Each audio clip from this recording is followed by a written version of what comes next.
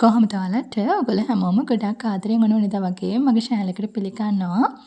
ඉතින් අද හිතුවා මම ඔයගොල්ලොත් එක්ක පොඩි වීඩියෝ එකක් share කරගන්න ඕනි කියලා. ඔයගොල්ලෝ දන්නවා මගේ ජීවිතයේ විශේෂ අවස්ථාවන් තිබුණොත් ඒ හැම දෙයක්ම අනිවාර්යයෙන්ම ඔයගොල්ලොත් එක්ක share කරගන්නවා කියලා. ඉතින් පහුගිය දවසක මගේ birthday එක තිබුණා. හරිම පොඩියට මගේ යාළුවන්ගේ ඉල්ලීම මතම හරිම පොඩියට පොඩි පාටි එකක් තමයි ගත්තේ. ඉතින් මම ඒකට හදාගත්ත කෑම සහ පාටි එක ගත්තේ කොහොමද කියලා තමයි ඔයගලන්ට වීඩියෝ එකකින් ගේන්න හිතුවේ. ඉතින් අදත් එකතු වෙන්න මගේ වීඩියෝ එකක් එක්ක. පාටි එක තියෙන්නේ 6ත් 6:00 අතර. දැන් මම මේ කෑම හදන්න ගත්තේ 2ට විතර. ඉතින් හවස නිසා මං හිතුවා ස්නැක් ටිකක් ලෑස්ති කරගන්න ඕනේ කියලා. ඉතින් ඔයගොල්ලෝ මේ මුලින්ම දකින්නේ කට්ලට් ටික හදා ගන්නවා.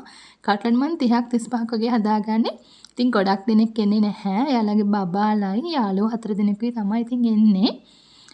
ඉතින් කට්ලට් හදන විදිය අද මම පෙන්නන්නේ නැහැ. මොකද හැමදාම ඔයගලන්ට මම වීඩියෝස් වලින් කියන නිසා.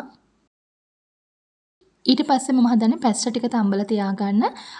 පැස්ටා මම ග්‍රෑම් 500ක් වගේ ගන්නවා. ක්‍රීමි චීස් පැස්ටා එකක් තමයි ලෑස්ති කරගන්නේ. පැස්ටා ටික පොඩ්ඩක් තැම්බෙන්න තියලා පැත්තකින් ඉතුරු ටික කරගන්නවා. මොකද ක්‍රීමි පැස්ටා එක හැදුවම චුට්ටක් කර ගල් වෙන නිසා එයාලා එන්න ලං වෙලා තමයි ඉතුරු ටික මම කරගන්න හිතන් ඉන්නේ. ඊට පස්සේ මේ හදන්නේ මම කට්ලට් ටික බෙද ගන්න. ඉතින් මට අද උදව්වට නංගි ඉන්නවා. එයා හැමදේම කරලා දෙන්න නිසා ඇත්තටම මට හරිම ලේසියි. මොකද වෙලාව ගොඩාක් පරක් වෙලා තමයි මම කෑම හදන්න පටන් ගත්තේ.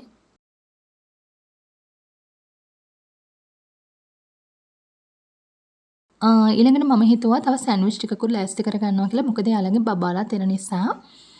ඉතින් සෑන්ඩ්විච් එකට අවශ්‍ය කරන ලුණු සහ අමරිස් ටික මුලින්ම පොඩ්ඩක් චොප් කර ගන්නවා. මොකද මේ චොප් එක තියෙන නිසා හරිම ලේසියි කපනවලුත් එහෙම ලොකු වෙලාවක් යන නිසා. පොඩ්ඩක් චොප් කරගත්තට පස්සේ තමයි ඊළඟට මම අවශ්‍ය ඒවා දාගන්නේ බටර්, අප ක්‍රීම් එකෙන් චුට්ටක් මයෝනයිස් ටිකක්, ඊළඟ ටින් මාළු ඒ දේවල් දාලා රස්සානෝ ලුණු ගම්මිරිස් දාලා මේක නැවත චුට්ටක් චොප් කරගන්නවා.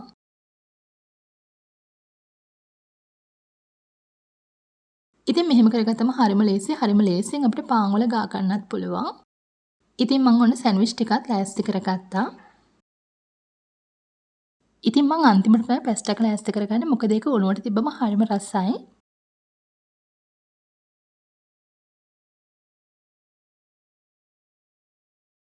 ඒ වගේම ඔයගොල්ලන්ට කියනවනේ හැම කෑමක්ම හදන විදිය මට වීඩියෝ එකකින් ගන්න අමාරු වුණා. මොකද වෙලාව පරක්කු වෙලා තිබුණු නිසා.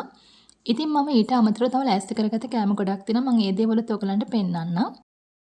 ඉතින් ඒ වගේම ඔයගොල්ලන්ට පෙන්නනවා ඊට අමතරව මම ලෑස්ති කරගත්ත දේවල් ටික ෆ්‍රෙන්ච් ෆ්‍රයිස් ටිකක් ලෑස්ති කරගත්තා.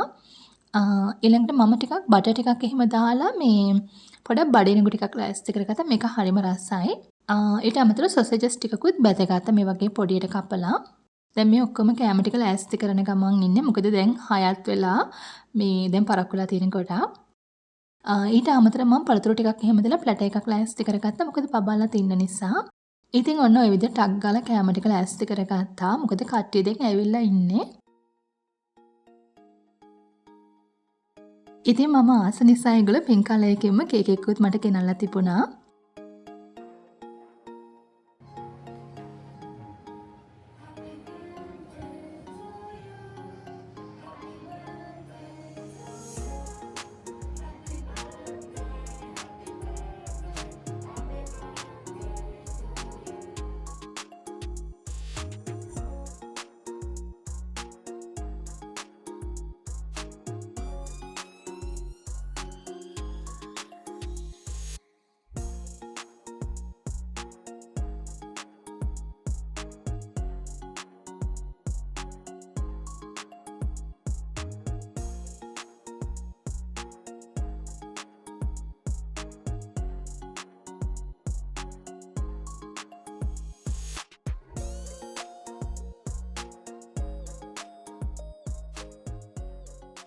ඉතින් ඔන්න මම රෑ කෑම නම් ලෑස්ති කරේ නැහැ.